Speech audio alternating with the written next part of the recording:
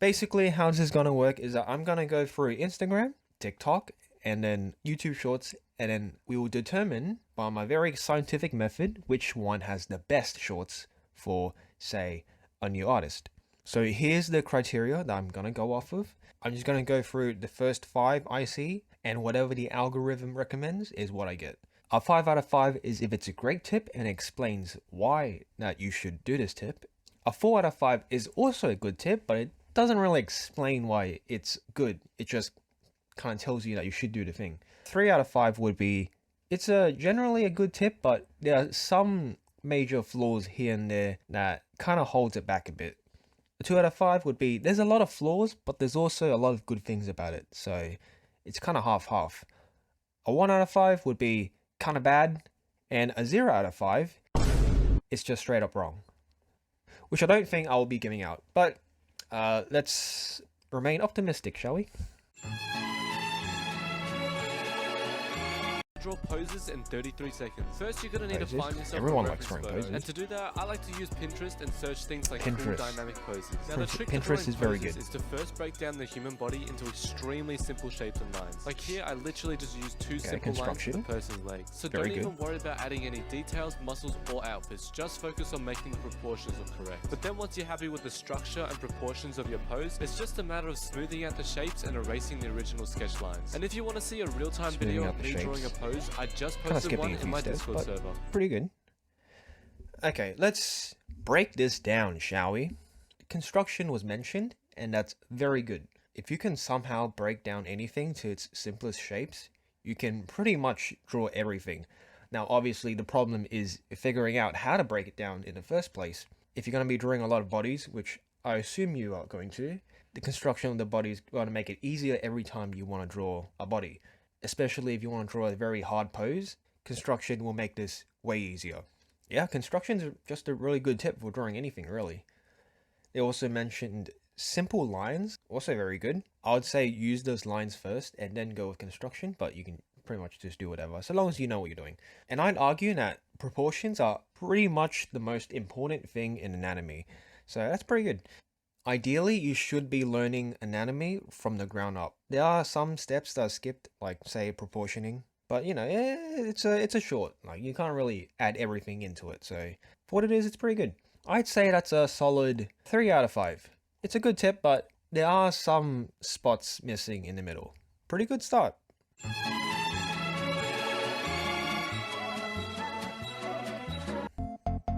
Textures. Everyone likes textures. Textures. Damn, okay. Dude, look how smooth that is. It's very short though. It's not a tip. It's not trying to be a tip, I know that. But it did show up in my algorithm. So I'm gonna have to treat it as if it's a tip, unfortunately. Okay, if it was up to me, 5 out of 5. This is phenomenal. Great work. But as a tip, I mean, there are good things about it. You start off simpler and smaller, like you highlight the shadows and then you highlight the parts that aren't shadows, and then you gradually add details on top of it. I know adding details is sort of an arbitrary step. You'd gradually go from like primary shapes down to secondary shapes and then down to tertiary shapes. And when you add the tertiary shapes, that's when it really starts to add in the details. This reel isn't made to be a tip, but for what it is as a tip, it's a 2 out of 5. Great video there. I love that video. Rain for lazy people. Okay. Painstakingly drawn space. Okay. I think every software has a spray brush like that.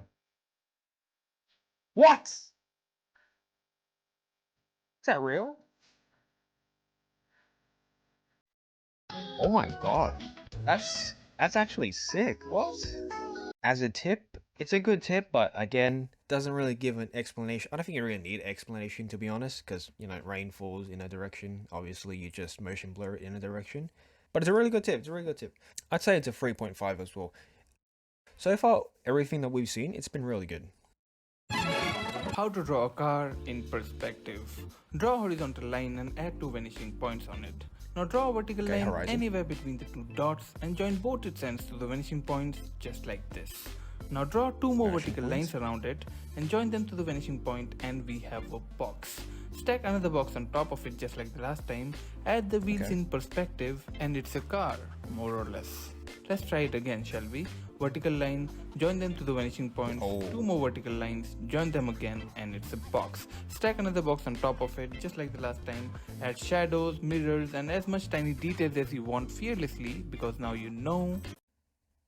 Okay, there are definitely some good points in there. Horizon, that's very good for perspective. Vanishing points as well, classic. Doesn't really explain it, but you know, I'll let it slide. First car is drawn great. I got no complaints there. Second car, however, it's a little small. It's kind of looks like it doesn't fit in the scene, and I want to explain why. If you look at the second car, or the car that's closest to us, you'd see that the width looks smaller than the car that's supposedly further back. If you take any object and you bring it closer to yourself, the object kind of gets bigger, right? So in this case, if we're looking at the width of the car, if it's closer to you, then the width should be longer. In this case, it's not really longer, it's just more squished. There's a fairly good way of remedying this. The horizon line is basically your eye level. So say you're looking at another human and, you know, they might be a little bit taller than you. Obviously, their head is going to be above the horizon line, right? Because, again, the horizon line is basically your eye level. So if they're taller, then their head is going to be above the horizon just a little bit. Assuming that the ground is flat, of course, right? If the ground is flat, no matter how far they stand back, their head will always be on top of the horizon line, because that's your eye level, right? And that's not going to change no matter how far back you get. To sort of fix the second car, because the top of the car sort of goes above the horizon line, you'd want the second car to also be sort of on top of the horizon line as well. It's a little bigger, but generally around the same area that the car was drawn first. You know, besides all that, good tip with the horizon and the vanishing points. It's just there are some things that could use more explanation. I'd say that's like a 3 out of 5.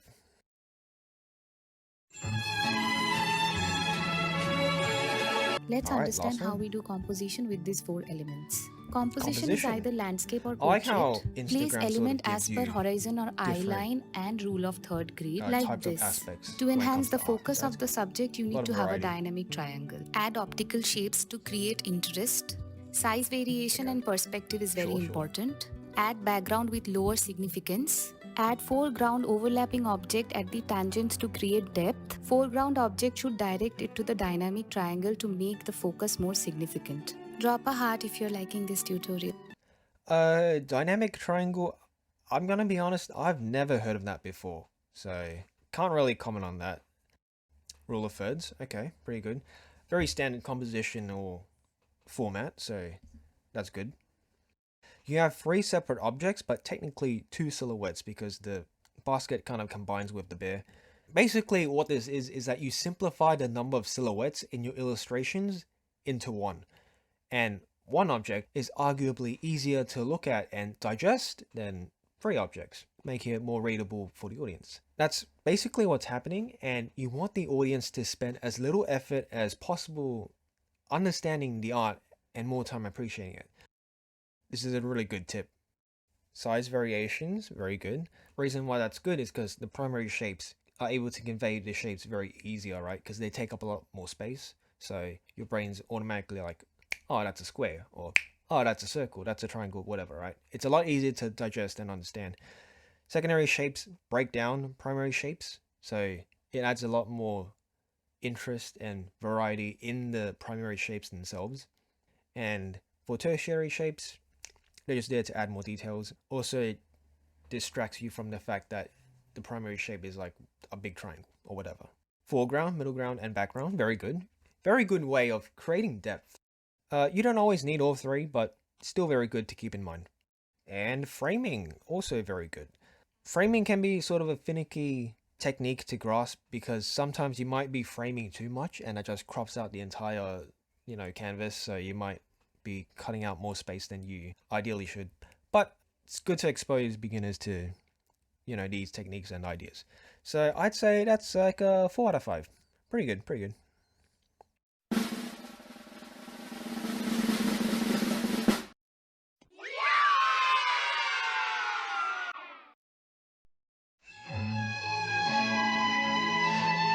Okay, here's an actual tutorial. Gonna draw my persona. Start with a circle law. I usually make the head first before sketching the rest of the body. I use squares for the chest, a lot of stomach, artists and tend to waist. go for the body first to get the pose done, but I draw you know, if it works lines for you, to it works tell for you. where and how the arms and legs are gonna be positioned, and use smaller lines What's to that tell post where notes the are very good. knee, hand, and elbows are. They're basically like traditional artists undo button, because you can't really undo in real life, right? Done. Okay. If the character is sitting, I put circles from where the legs will start. Same with if the character's back is facing toward you, or if they're facing sideways. Balls. If you're just starting out and you don't know whether to draw the head or the body first, then I'd say that drawing the body is generally easier, because it's a lot easier to get the flow of the pose first before you start drawing the head. Once you get like the flow and the pose of the body first, you can just add on the head, right? If you're comfortable with drawing the head first and you can do dynamic poses, then just draw the head first. Obviously, you want to graduate from boxes into more organic shapes, but boxes, starting out, not a bad start. It's like a 3 out of 5. Not bad.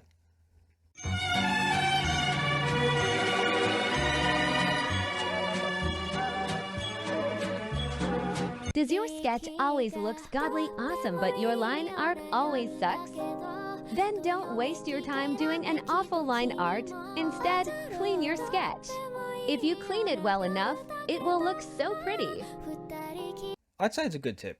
I kind of want to talk about why your line art looks bad when you're doing this, right? Everyone has gone through that process of sketching it out, drafting it, looks amazing, and then you add a new layer, do the line art, and then you remove the other one, and then it looks awful. When you get rid of your sketch layer, right, it kind of looks a little naked. And that's because I'm assuming when you're drafting or you're sketching, right, you're sort of stacking lines on top of each other. So that sort of creates thick lines. And these thick lines inadvertently create form because they look a lot like ambient occlusion. And if you don't know what ambient occlusion is, to save you the details, it's basically just shadows, but in very tight areas. When you're removing your draft layer, your sketch layer, whatever, you are also removing the form and the shadows that you inadvertently created in the sketch layer. You're basically removing the shadows that you didn't mean to create, and that's why it looks naked in the new layer. So if you just add in shadows in your line art layer, then the problem should be solved. Also, I think this method of cleaning up rather than doing a new line art layer is pretty interesting. Definitely looks good. I haven't tried it though, so I can't really say for sure if it's good or not, but it does look good. So I'd say it's a 3 out of 5.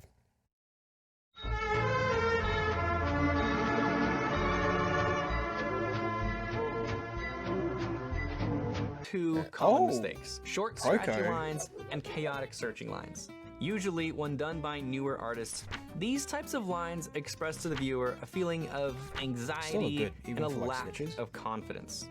Some masters can use chaotic lines deliberately with confidence. But assuming you're not a master yet, pause and just think for a moment. Make sure to leave enough time between strokes to visualize the next one. We can use tapered strokes to construct complex lines using many simple lines. But that might be a little hard. Trying to draw a more complicated shape in one swoop makes it harder to draw the correct shape with the correct proportions. The arm has a lot of anatomical bumps that make the shape more nuanced. If I simplify segments of the shape, the whole process becomes a lot more digestible. Again, don't move your hand faster than your brain can think. You know what they say, if you're gonna break the rules, then you're gonna have to understand the rules. Rough lines are very good for creating noise, you know, because they look like organic lines, right? In real life, lines don't really seem straight or seem, you know, smooth unless it's, you know, something man-made, right? Usually like buildings and all that, it's sort of smooth, but you're looking at, you don't even need blatantly rough lines. Like if you're drawing the silhouette of clothes, you can just zoom all the way in, draw the line slowly, and then the natural shake of your hand will create that noise for you, creating a sort of inorganic feel to your clothes, which, you know, is definitely what you want. There's this part where he draws the silhouette of the image first, Obviously, you don't want to do that. You want to construct from the ground up instead. Think about in forms and in 3D shapes. When you're just drawing the silhouette, you're not really considering the form, you're just considering what the outline is, what the shape looks like, which is very hard to consistently do. I know that's not what they were talking about. They're more so talking about, you know, rough lines, but I just want to mention that as well. Yeah, I'd say that's a 5 out of 5. Yeah, pretty good. Pretty good.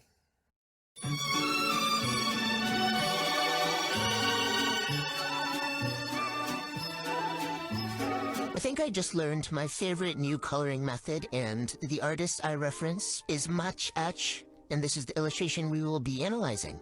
So basically, right off the bat, Mach Ach keeps her values at a certain range. They're usually all light, and usually all her colors, the color palette, are at the top left side of the saturation and brightness scale. She will use opposing colors in the shadows, kind of blend them a bit, and then render with that blended color. Here on the illustration I'm doing, my saturation wasn't there. I was supposed to go higher with saturation, and then I fixed that later on. And basically, Church will use anomalous, or rather colors that are close together on the color wheel, for majority of the illustration, but we'll use those complementing colors that aren't extremely saturated or dark in accent points. For example, for the illustration that we were analyzing, she used it in the background. And here, for example, I'm using it in the eyes, even though the green mostly looks like a yellow. And then the eyes also have red hues to them. Other than that, there's a butt ton of rendering and color dropping, where you'll basically take hues and values from different parts of the hair and add it into other parts. This is where you'll get the most range and variety in your illustration, which will end up making things look super, super interesting and dynamic.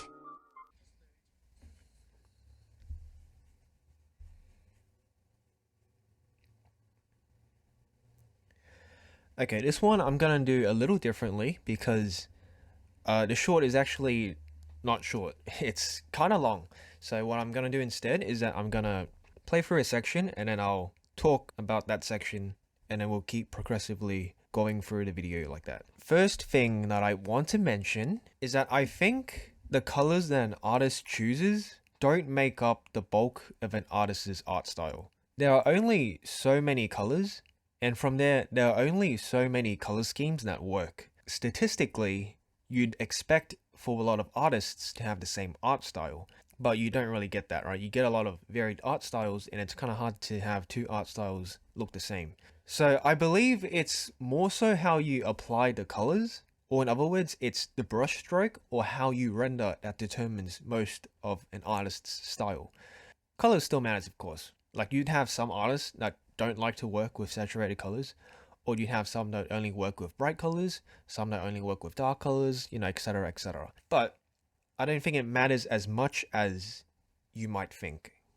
For this particular artwork, I do agree. It is very pastel-y, there are some points of saturation, like the hair, but overall it's a very, you know, light and bright color palette. There are definitely hard edges in Mach's style. It's just that Matcha, I think, does a very good job of hiding these hard edges so they don't stick out that well, which is a good thing if you want to create like a soft impression, right? But it's kind of hard if you're trying to like recreate it. So I think the idea is that you don't blur out the edges to make them soft completely. You want the hard edges, but you want to sort of dull the impression of the hard edges. And what I mean by that is you want to make it so that it makes it look less obvious that there are hard edges. And obviously that's easier said than done. What I said was very abstract, but there are definitely hard edges. That's the point I'm trying to make. You know, overall, I enjoyed this tutorial. How would I rate it? I think gonna have to give it like a 2. But that being said, copying art styles is really hard. So, still pretty good. I like this a lot. How I color.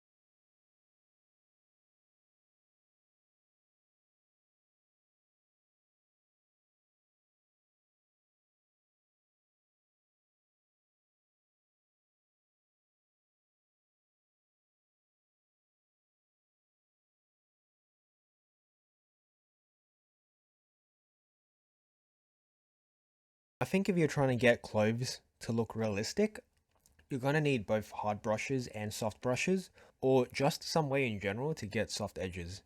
And I think this tutorial does a very good job in that. When they mention that white clothes appear blue in shadow, I'm betting that all the clothes are outdoors where the atmosphere is blue, and therefore making the reflected light blue, and therefore the shadows, you know, blue.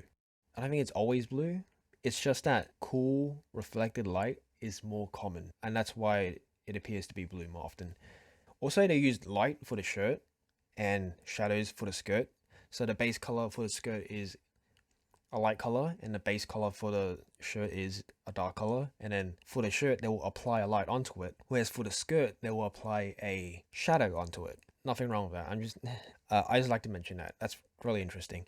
I do think they skipped a lot of steps when they went from like this to this, because there are a lot of finer details that might not be obvious to add in the rendering process. But either way, I think like if you're trying to render clothes, it's better to have a reference. Obviously, everything is better with a reference. For clothes specifically, it's way better if you had a reference. I will give this a 4 out of 5. Very good. I like this a lot.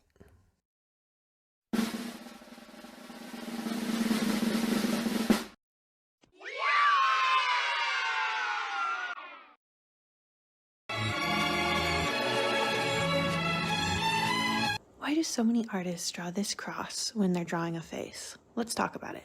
This is an image from a real How to Draw Anime book, and as you can see, they suggest using this same cross on the face, but even here, they're not actually utilizing it properly. Like, the nose is turned and the chin isn't aligned with the point of the middle of the face. Now, the core idea is that this cross will help you from having floating facial features where they're going places that they don't belong, and generally help with placement. But for me, that basic cross isn't as helpful as some other guidelines I'm going to show you now. For me, the guidelines that work the best in my art style are like this. We cut the head in half for the midpoint of the eye, not the bottom. We cut that half in half for where the nose will approximately go, and then we cut that piece in half one more time for the midpoint of the mouth. Now dash in where you want those midpoints to actually be on your character, really fast, just like that. Keep the features centered on those dots and you'll find it works for many styles. Yeah, pretty good, pretty solid. Can't really say anything about it. Cross used to align facial features, I do agree with that. It's very common, very standard practice to do. But it's also very simple, so it's mainly like the horizontal line, right? The vertical line is just like you halve the face. I think that's pretty straightforward. But when it comes to the horizontal line, is that where the eyebrows are? Is that where the eyes are? If so, on the eyes, like which part of the eye? Is it the pupil? Is it the top of the eye? Is it the bottom of the eye? You can customize the cross to do whatever you want it to do. Overall, I'd say this is a very good video. There's virtually nothing wrong with this. Gonna say 4 out of 5 for this one.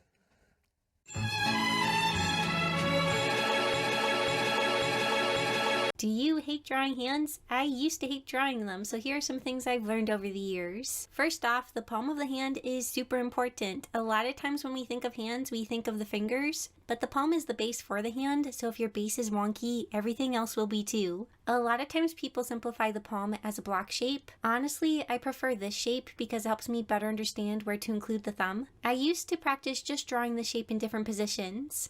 I would also get reference pictures and try to find this shape and how it changes depending on the position. Secondly, if the fingers you draw look like sausages, remember this: underside round, top side flat. When drawing fingers in many different positions, excluding straight on, one side is more flat and the other is more round. When I learned this, it helped me draw fingers a ton. I have more hand drawing tips. Let me know if you want to see them in another part.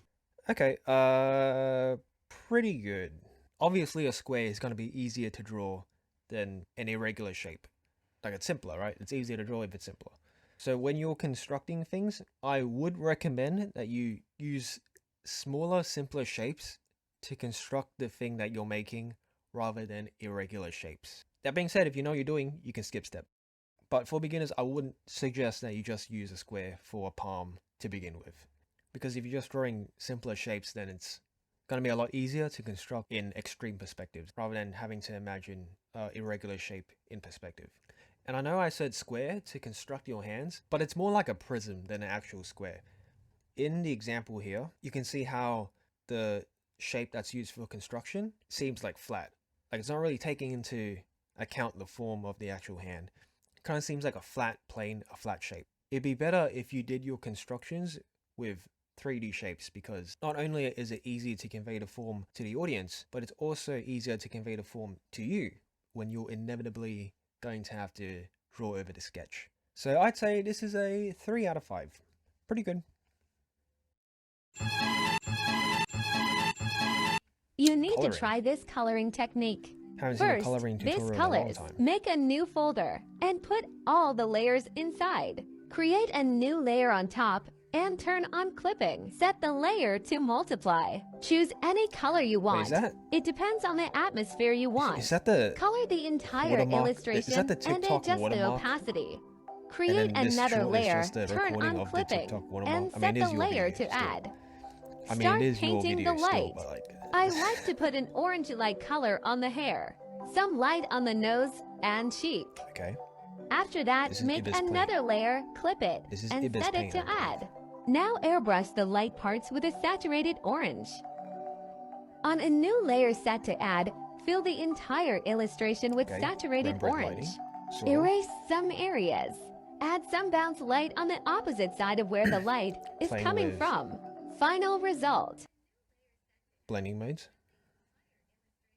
Can't really say anything about this. You have shadows, your highlights, your reflected light. Good stuff, good stuff. Yeah, if you pause it here, you can kind of see like remnants of the layer that's being erased on like the right side of the hair. And that's kind of, I mean, it's not that big of a deal. I'm just nitpicking at this point. But I guess like if you're just looking at it and you've never seen the process, you don't really know what to look out for. So it's not going to bother you that much. Yeah, not really much to say about this. It's just a different method for applying colors. So if you have a way of rendering and you want it to be easier or different, it's pretty good. I'd give that a 4 out of 5.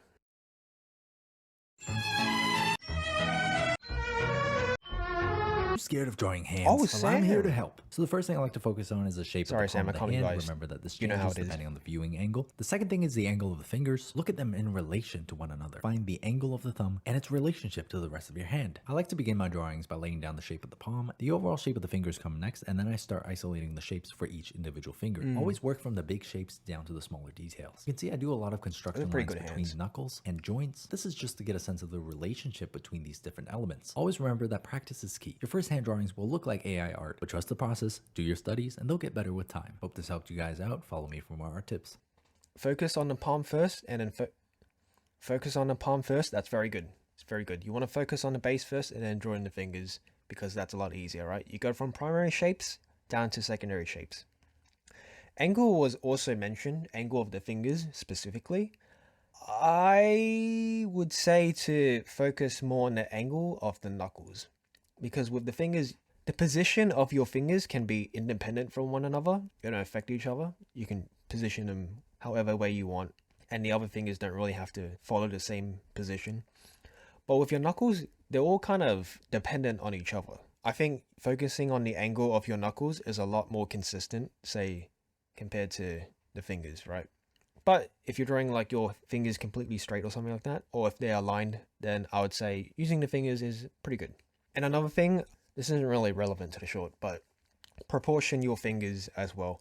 I think proportioning is probably the most important thing when it comes to drawing something convincing or drawing something realistic. Not realistic, but how plausible something is. I think with the nature of shorts, it's just really hard to explain everything. You know, you're not going to be able to fit everything into like a 30-second video. So I'd give you a 3 out of 5. Pretty good, pretty good. A common mistake artists make when drawing the neck is not having it connect to the rest of the body properly. The neck consists of two major muscles. There's the trapezius, which makes up the entire back plane of the neck. It covers a large portion of the spine and goes all the way up to the skull. The second muscle is the sternocleidomastoid muscle, which is partially attached to the collarbone here and to the manubrium, which sits in between the collarbones. From here, it goes back up to the skull behind the ears. To fix the mistake, we start by deciding the position of the ear and collarbones. Now we can draw the sternocleidomastoid muscle to connect the two, and then we finish by drawing the trapezius in the back. Am I crazy, or is like Is there not much difference? Anyway, yeah, what can you really say about it? Besides, 5 out of 5. Like, it's anatomy. I think it's pretty hard to mess up like anatomy when you're like explaining it. I mean, the muscle was explained and then the muscle was applied onto the art. I don't think any more needs to be said, to be honest. If you do need like a good reference for anatomy, I would suggest Human Atlas. I don't know if it's exclusive to the iPhone or if other phones have it too. I think other phones should have it too, but I'm not sure. Don't quote me on that. It is paid, but it does go on sale. I'm not sponsored, by the way. This isn't a sponsored segment. This is not sponsored. I just really like the app. But if you're looking for a free alternative, I'd say Pose Maniacs. Pose Maniacs isn't as in-depth in anatomy as Human Atlas. It's more so for poses. 5 out of 5, as I said before.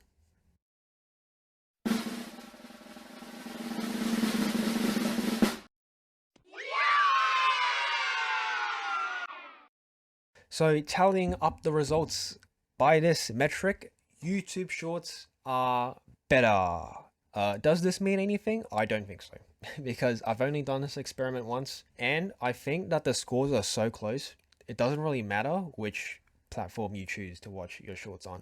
I will say, obviously, long form content is way better than watching shorts, right? Because you have a thorough explanation, you have the process, you have everything that can be explained in a much longer type of content compared to shorts, which is very digestible, right? Not that there's anything wrong with shorts, it's just you're probably gonna get more bang for your buck if you're doing or if you're watching long form content.